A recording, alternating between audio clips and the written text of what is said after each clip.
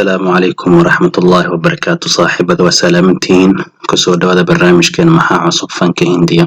Haday taa markii ugu horeyso booqanaysa channelka subscribe noo saaran ilowin inaa muuqaalka laga noo saarto. Aan ku bilaabno qodobkeena kuwa saaxibada Salmaan Khan ayaa aqbalay in uu door yar ku yeeshto filimka uu agaasimay sidoo kale director-ka ee ninka lagu magacaabo Ritesh Dimashq. saaxibada qiimaha badan sidaan ka raqamna Ritesh inta badan aflaamta shactar iyo ka sameeyay sidoo kale markaana dhanka agaasinka ayuu soo jeesto waana markii ugu horeyso Ritesh oo film director ka noqon doona sida daraadeed hadda waxa shaac laga qaaday Salmaan Khan ayaa ka oggolaaday in uu filmkan ka soo muuqdo waliba hees ayuu ka qaaday doona sida hadda shaac laga qaaday saaxibada qiimaha badan Salmaan Khan wuxuu ku sugnaa dhankaas Hyderabad waxa la rajayn doona maanta inuu soo gaari doono gudaha Mumbai sidoo kale ninkan filmkiisa Bejan ayuu ku ambaqaadi doona dowladda sida daraadeed wuxuu qoonday filmka Ritesh saaxibada qiimaha badan director ka yahay inuu iska qaado waliba saaxibada qiimaha badan laba maalmood oo heestan doobi doona 25 iyo 26 bishan ayuu doobi doona sida shaac laga qaaday Ritesh saaxibada qiimaha badan filmku agaasimay waa film lagu magacaabo Fit sidoo kale filmkan waxa lagu magacaabaa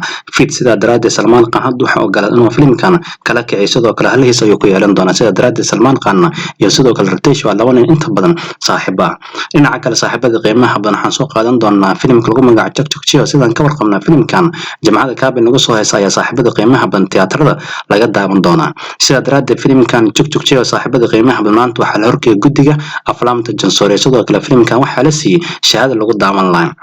sida hadda shaac laga qaaday filmkan waxa la siiyay shahaado loo yaqaan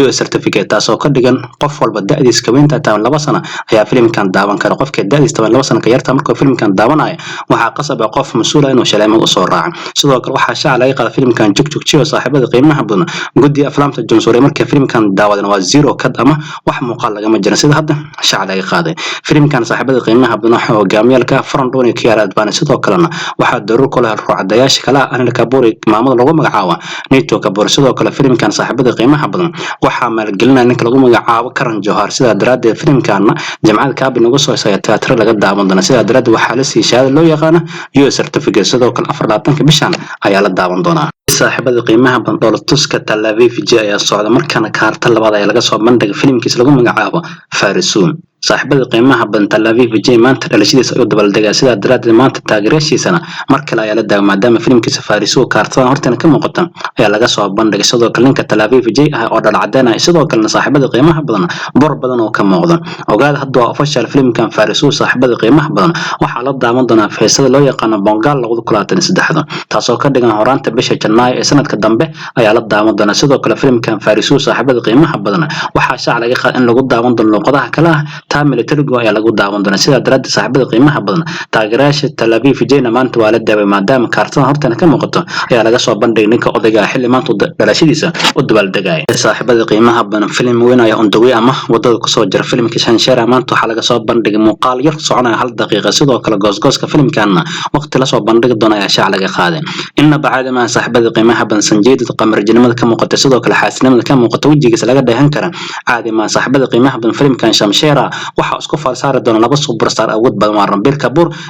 iyo Sanjay Dutt oo filmkan naadarka sidoo kale filmkan saaxibada qiimaha badan 24 bishan ayaa laga soo bandhigi doona goosgoos dhameystiran sida hadda ay shaac ka qaaday shirkadda loo yaqaan Yashraj Film sidoo kale filmkan waxa director-ka ninka lagu magacaabo Karan Manodra sida daraadeed maanta muuqaalka yar ee macaan laga soo bandhigay inna bacad ma filmkan Shamshera ogaada saaxibada qiimaha badan filmkan Shamshera waxa tiyaatar la saari doona bisha dambe July markay ku beegan tahay 2 July ayaa la daawan doona laakiin maanta muuqaal yar macaan ayaa laga soo bandhigay sidoo kale 24 bishan ama jamacada kaabin lagu soo heesan goosgoos dhameystiran ayaa laga soo bandhigi doona sida hadda shaac laga qaaday bal markaana saaxibada qiimaha badan soo qaadana aflaamta ganacsiga ee sameeyaan tiyaatar saar waxaan ka bilaabi doonaa filmka lagu magacaabo Godse filmkan shamal mo tiyaatar saarayaan ganacsiga u sameeyay ayaan isla fiirin doonaa waa ka xunna saaxibada qiimaha badan wiilka lagu magacaabo sidii adeef waxa gaartay jug xoogan sidoo kale filmkan wuxuu noqday all time disaster ayuu noqday sidoo kale wuxuu noqday film dadka qaaday kaliya shan maalmood oo filmkan saaxibada qiimaha badan u tarinka ka dhacay sida hadda shaac laga qaaday filmkan cumraantii saaxibada qiimaha badan wax loo yaqaan ganacsiga dibadda marka la isku daro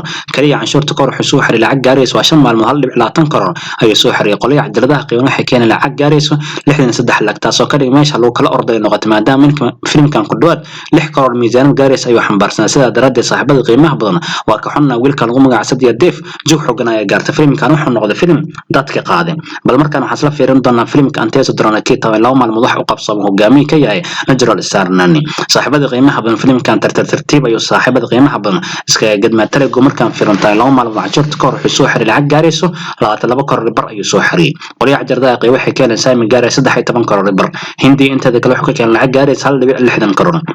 وفصيص كام صغير عالم كان حكى كان كل واحد لعق جاريسو 5 كرور بر فيلم كان جناعسي صح لو يقان دبد المركز قدر نحو سو حري صدنا 6 كرور بر قولي عجردا قي وحي كان انسان من جاري 20 كرور بر اي كهرين سيده دراد فيلم كان صاحبته قيمه بدن اسمه وفان الفرق كما قدنا مادام كل واحد 8 كرور بر اي كغدي من قولي عجردا قي ميزانيداس اي كغدي من tahay sida دراد waxaan soo qaadan doonaa filimka kale Pirata Bravam oo hogaamiye kan sabrsaad ninka lagu magacaarana dugubatiye sidoo kale Said Balafa hogaamiyaha kan asna shamal madax u qabsoomay isla fiirin doona ganacsigiisa guud ayaan ka abaari doonaa markaan fiirna filimkan saaxiibada qiimaha badan Telegram dhulka laga leeyahay 5 maalmood kaliya wuxuu soo xareeyay canshuurta kor lacag gaarayso 4 karoor qoliya jardaha qeyb waxay keeneen saami gaaray 2 karoor bar ay ka heleen hindi inteeda kale filimka wuxuu ka keenay lacag gaarayso 30 lag oo basiskam suuqyada caalamka wuxuu ka keenay lacag gaarayso 1 karoor filimkan waxa loo yaqaan ganacsigiisa dibadda marka isku dar saaxiibada qiimaha badan wuxuu soo xareeyay lacag gaarayso 6 karoor bar qoliya jardaha qeyb waxay keeneen saami gaaray